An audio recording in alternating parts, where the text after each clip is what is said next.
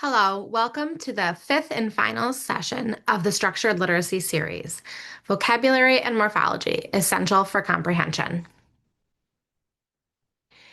On this slide is an acknowledgement to all the organizations and professionals who contributed to the information and research prepared in this presentation. Thank you to Anita Archer and Charles Hughes, Literacy How, Margie Gillis and Nancy Eberhardt, and Reading Universe. Here is a notice about using material in TA Center presentations. Participants are absolutely free to share or adapt resources, but they have to give the TA Center credit and indicate where any adaptations have been made. You are in the last session of our series. Today we will focus on vocabulary and morphology. Today, our purpose is to deepen our understanding about morphology and vocabulary and incorporate morphological awareness and explicit vocabulary instruction in our structured literacy teaching routines. With regard to vocabulary knowledge, it is one of the strongest predictors of reading comprehension. If we don't know the words, we are either going to stop comprehending text or we're going to stop reading. Morphological awareness can also improve literacy outcomes. Morphological awareness refers to the ability to recognize and manipulate meaningful parts of words, so that would be morphemes. These parts include root words, prefixes, and suffixes, which are combined to create new words and understand their meanings. We have 3 outcomes for today. To summarize the language domains of morphology and semantics as they pertain to structured literacy instruction. I hope that you'll be able to explain how vocabulary and morphology knowledge can increase comprehension. And lastly, I hope you'll be able to explain all the steps involved in an explicit vocabulary instructional routine.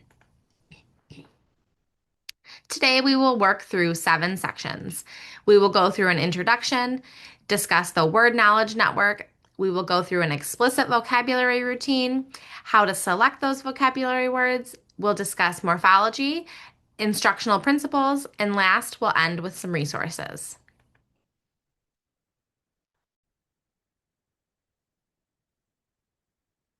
We'll always start our sessions with a similar topic, recapping the science of reading, which is a vast body of research that has determined that teaching students to read using structured literacy is the most powerful way to prevent reading failure. Public Act 146 is Michigan's K-12 dyslexia legislation that has recently been passed. Part of the reason you are having this professional development series is because in PA 146, it says that educators need to be receiving professional learning grounded in the science of reading and principles of structured literacy. So this training series meets that qualification in our legislation. Here is Michigan's definition of structured literacy that is stated in PA 146. Take a moment, pause the recording, and read this definition out loud to yourself. You will notice many overlaps to the IDA info map that we have been working through. Here is our IDA info map, and today's topic will be vocabulary and morphology. We have worked through a variety of the topics on the left-hand side of this info map, going through all of the domains of language as it pertains to reading. You'll notice here that morphology is on the word recognition side, and this title of today's presentation has to do with comprehension. So I do want to note that morphology is applicable on word recognition and applicable on comprehension. With regard to word recognition, having morphological awareness allows readers to break unfamiliar words into those known parts, improving that decoding speed and accuracy. So morphology does contribute to automatic word recognition of complex words. With regard to comprehension, knowing morphemes helps the reader infer the meaning of new words. Morphological awareness also helps build vocabulary depth, basically understanding how words relate. Here we have the simple view of reading. Today's topic, fits into the language comprehension bucket, which we will unpack on the next slide. I did explain that morphology is also applicable on the word recognition side, but for today's purposes, we are going to unpack the language bucket and focus on comprehension. Here you see the cognitive capacities underlying language comprehension. We reviewed these in depth in our previous sessions. Today, I will highlight vocabulary, which is within the semantic knowledge bucket. This includes meaning of words, vocabulary, word parts, morphemes, and even phrases that take on their own meaning, like piece of cake or walk in the park. Let's start with vocabulary. We have oral and print vocabulary. Oral vocabulary is the set of words for which students know the meanings when others speak or read aloud to them, or when they speak to others. Print vocabulary is the set of words for which students know the meaning when they read or write silently. In emergent readers, oral vocabulary is much larger than print vocabulary. As students become more literate, print vocabulary plays an increasingly larger role. At the end of the day, ultimately, print vocabulary is much more extensive and diverse than oral vocabulary. Then we have receptive and expressive vocabulary. Receptive vocabulary is the set of words to which a student can assign some meaning when listening or reading. Expressive vocabulary is the set of words students use frequently in their speaking and writing. Receptive vocabulary is generally larger than expressive vocabulary because people usually recognize more words than they regularly use.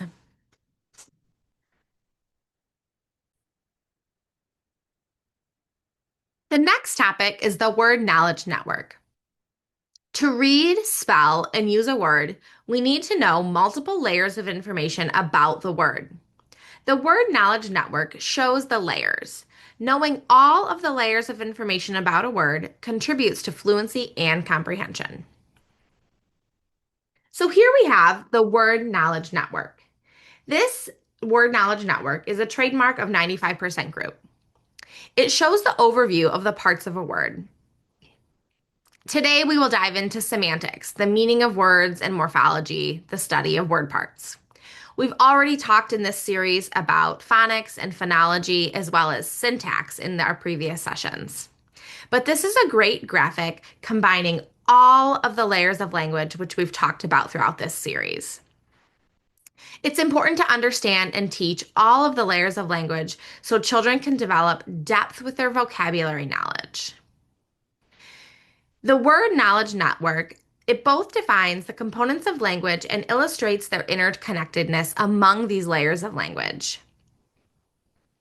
It's important to consider that each of these components has both an oral and a print component. When we think about lexical quality, it refers to the more likely you are to know a word if you are able to read and spell it accurately and automatically. So the richness of how well you know a word via these layers of language increases the likelihood that you'll be able to read and spell that word. We'll go through an example using the word knowledge network. Let's start with the word cast.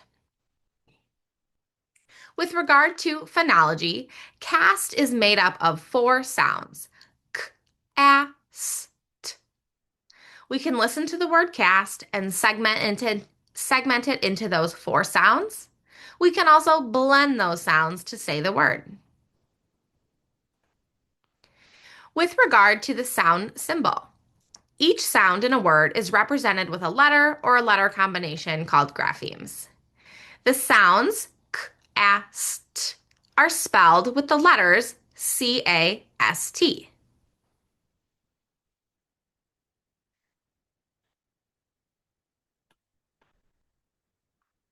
Now, syllables. Syllables are words or parts of words with a single vowel sound. Cast is a syllable with a short vowel for a. Cast is also part of longer words like castaway or recast. So recognizing these word parts accelerates figuring out new words. With regards to semantics, words have meanings. In fact, they have many, multiple meanings sometimes. For example, the word cast can mean a stiff bandage for a broken bone. It could mean a group of performers in a movie or throwing a fishing line. Each meaning fits into a conceptual category, different types of bandages, groups of people, or actions. Categories help us organize and remember words. So, a lot of information can be helpful when we dive into semantics. Morphology. Cast is also a morpheme, which is a unit of meaning. The meaning of words can be changed by adding other morphemes. Some are called inflectional endings. They signal time, so your past tense ed, number, which is your s, or possession, apostrophe s. The meaning of the word cast can be changed. It could be changed to casted, casts, which changes the meaning of the word. And lastly, we have syntax. To determine the meaning of a word, we do need context. Phrases, clauses, and sentences provide context.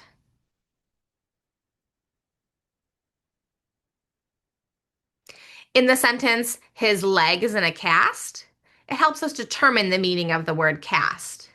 In the sentence, cast a spell, it helps us determine the meaning of the word cast.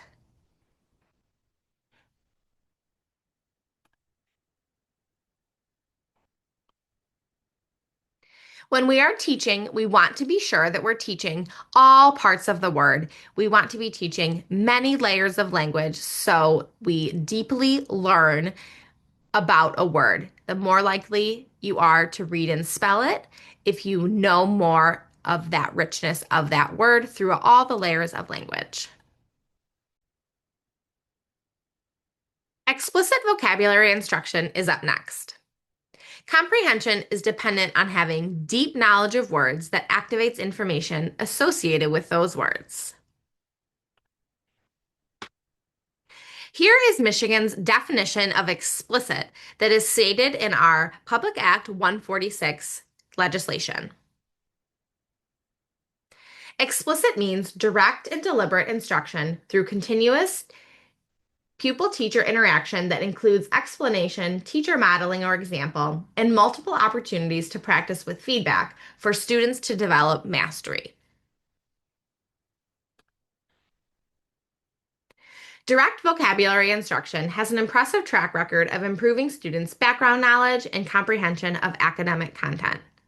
The direct teaching of vocabulary related to content has a 0.97 effect size. Effect size basically tells you how meaningful the relationship between the variable is. So it indicates the practical significance of a research outcome.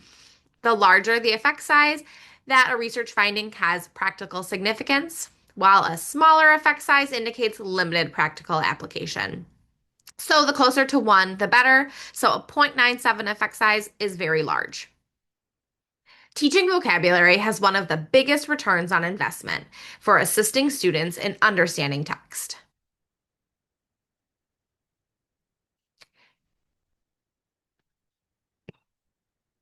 We will review an instructional routine for vocabulary. Anita Archer is very well known for her work in explicit instruction. Here are the steps that she outlines in the vocabulary instructional routine. Step 1, introduce the word's pronunciation. Introduce the word's meaning. Step 3, illustrate the words with examples and non-examples. And then finally, check for understanding.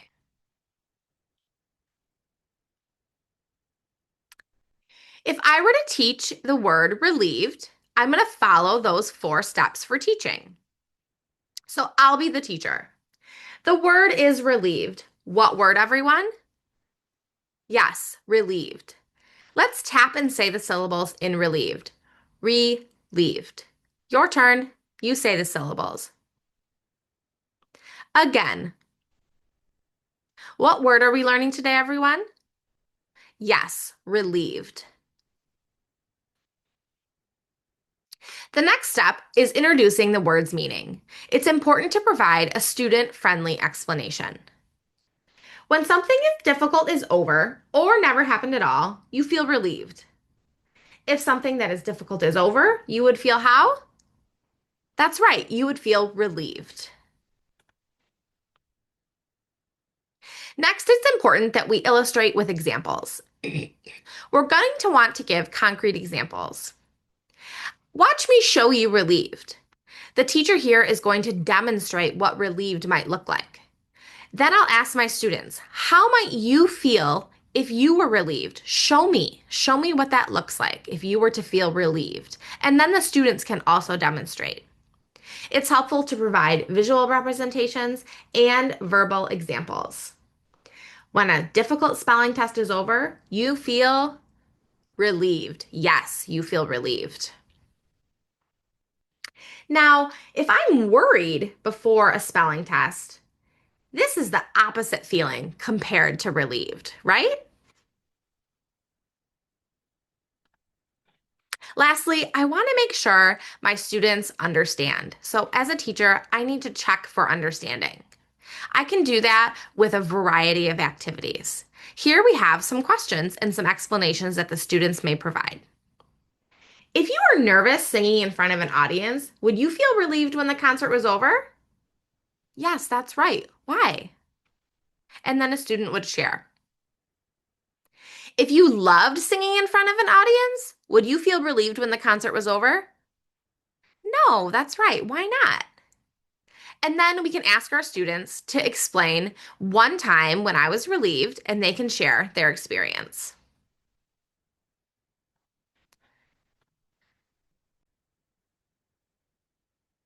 With regard to what words to choose, Dr. Anita Archer recommends teaching the meaning of critical unknown vocabulary words, words that learners are likely to see again in the future. We want to be teaching 3 to 5 words for in-depth instruction and choosing words that are critical to understanding the text. Adequate reading comprehension depends on a person already knowing between 90 to 95% of the words in a text. So it is critical we choose the right words to teach. The words that we teach play an important role in decreasing the language gap within our classrooms. Allowing all students to access the critical content is imperative, and vocabulary knowledge, like we've said, is very strongly tied to reading comprehension. Because of that, word selection matters when it comes to explicit instruction in the classroom. Let's talk about the tiers of words. We'll start at the bottom. Tier words are common words, everyday language that speakers learn in conversation. These words will likely not require explicit instruction. But it is important to note that students learning English may require instruction in Tier 1 vocabulary. Tier 2 words is where our general instructional focus will lie. And then Tier 3 words are more domain-specific words that require instruction in that content area for comprehension. So this could be science terminology, math terms, music terminology, art terms. And it's important to provide a student-friendly definition within the context. When we're thinking about our explicit instructional routine, that is going to be for Tier 2 words.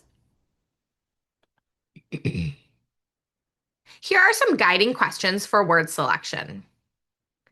When we're thinking about Tier 3, is it a word whose meaning students are unlikely to know? Is it a specialized word that does not appear frequently? Because remember, we want the words that we're teaching with an explicit instructional routine, we want them to appear frequently so they have higher use. We want them to be generalizable into many situations and contexts. And then is the word specific to content? With regard to Tier 2, is it a word that students are unlikely to know? Question 2, that's the one I'm highlighting. Is it a word that they will encounter across a variety of domains? This one's important. And then what is the word's instructional potential? And then Tier 1, is this a basic word whose meaning students are unlikely to know? So Tier 1 words are rarely used in our explicit instructional routine, except for our English language learners. Tier 2 words, these are our candidates for explicit instruction. And Tier 3 words are explained at the point of contact as the need arises. It's important to note that when we're choosing a word, it's a very active process that we do before we start our instruction. This process is not something to try on the fly. We really want our pre-selected vocabulary to meet our selection criteria. So it's important that we have 4 to 5 words per lesson that are chosen prior to the lesson. They should be unknown words and critical words that our students must understand to understand the text. We also want these words to be generalizable. Will these words be able to be used in the future? Choosing word families is helpful because word families can build on other words, expanding their knowledge and their network.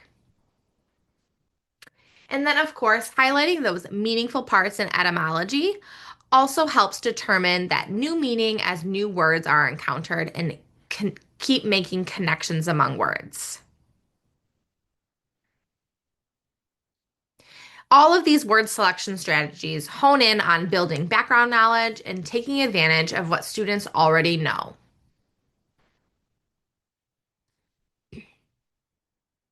Here is an acronym, IPIC, IPIC, to help us remember all the steps in the instructional routine.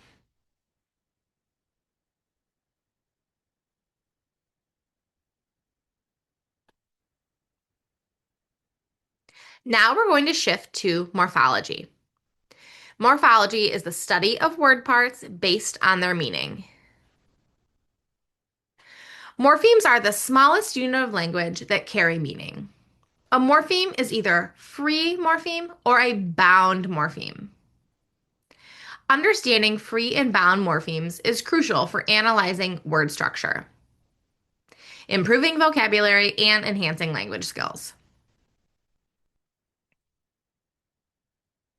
Morphemes are the fundamental building blocks of words. They carry semantic meaning and they can be divided into free and bound morphemes. So free morphemes can stand alone as words, like run or boy. Bound morphemes must be attached to another morpheme, a prefix or a suffix. I love this graphic from Reading Universe because it really shows how morphemes are building blocks. Knowledge of morphemes, these units of meanings, really contribute to students' vocabulary knowledge. When students understand these word parts, they have more information to determine a word's meaning. Let's take a look at the word unreliable. The addition of a prefix or a suffix to that root base word can systematically alter the meaning of a word. So if we look at the prefix un, it means not. And this changes the meaning of that base word rely. Rely means to depend on or trust someone or something with confidence. Able means to be capable of. So you can see the addition of the prefix or the suffix to that root word changes or alters the meaning of that word.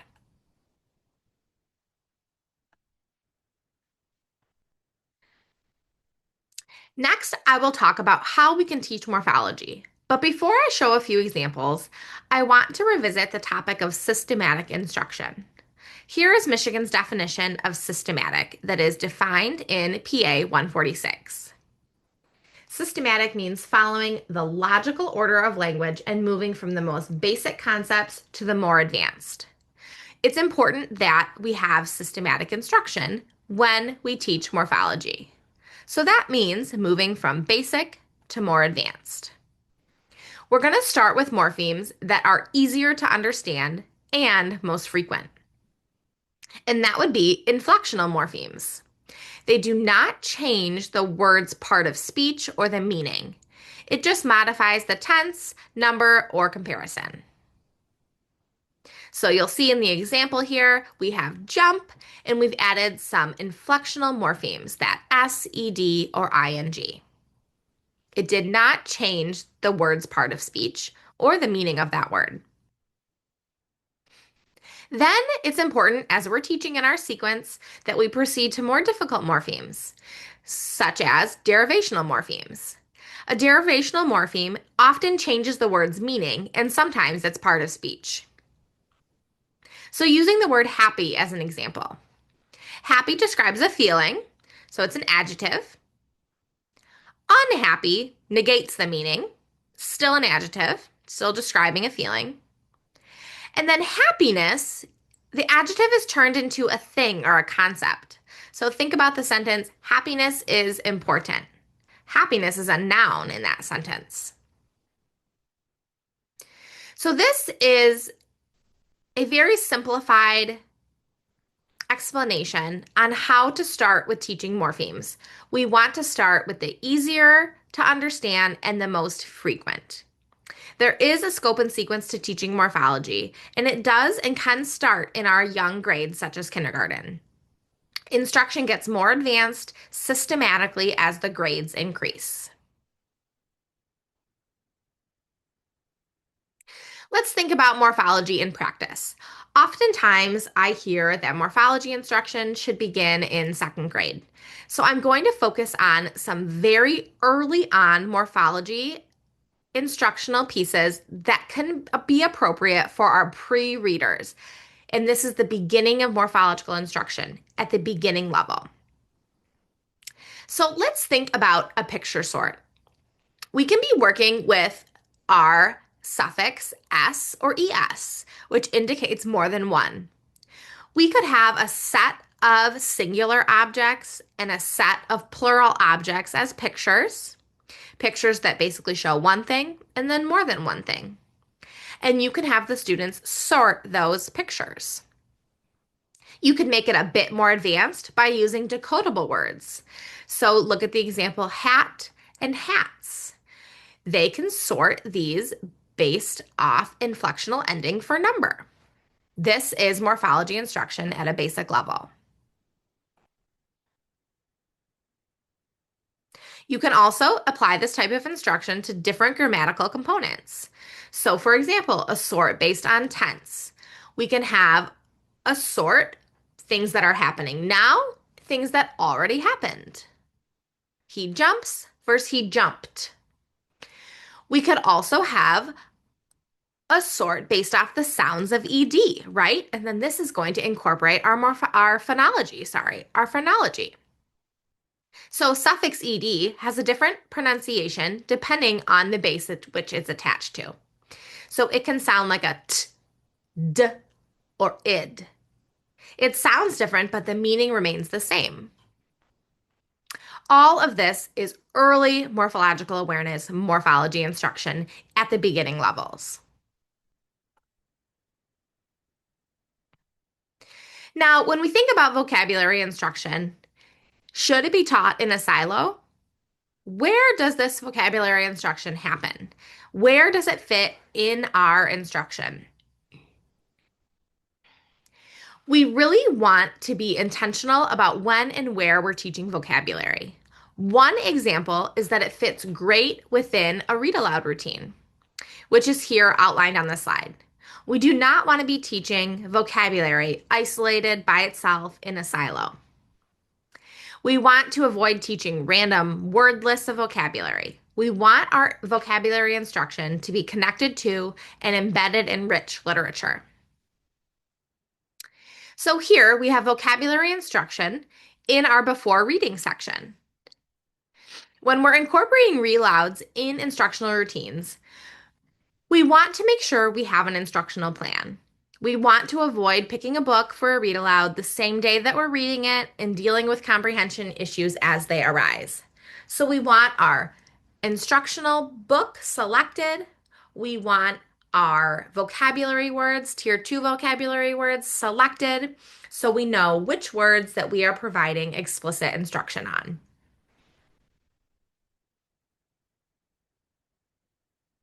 Another idea is that tier 2 words can be taught throughout and across the content areas.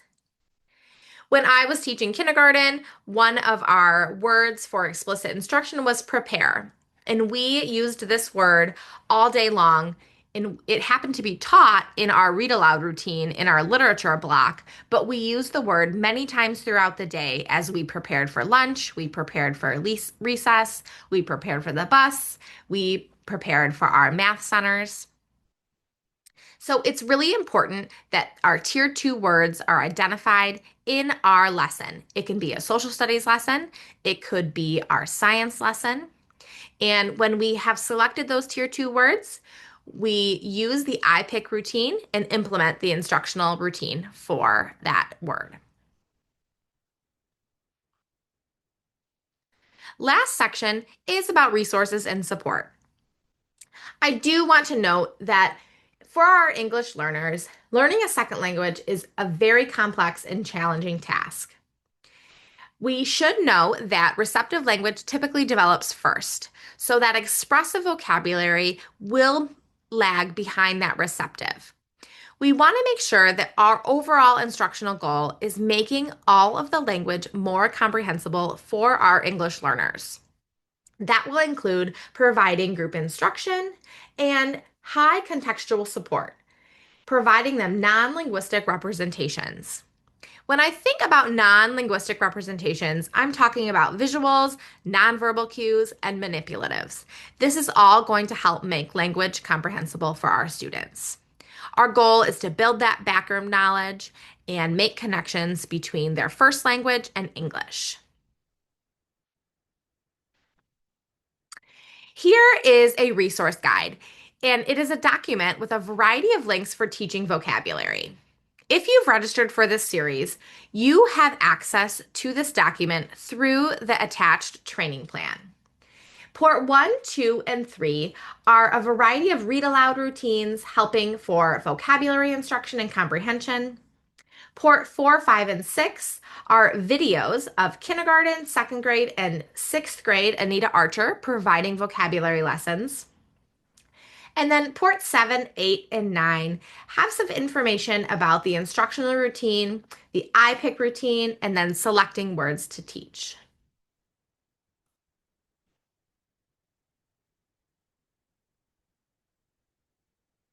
Thank you for joining in the Structured Literacy series. Please stay connected to the MiMTSS TA Center, follow us on Facebook, and join our listserv.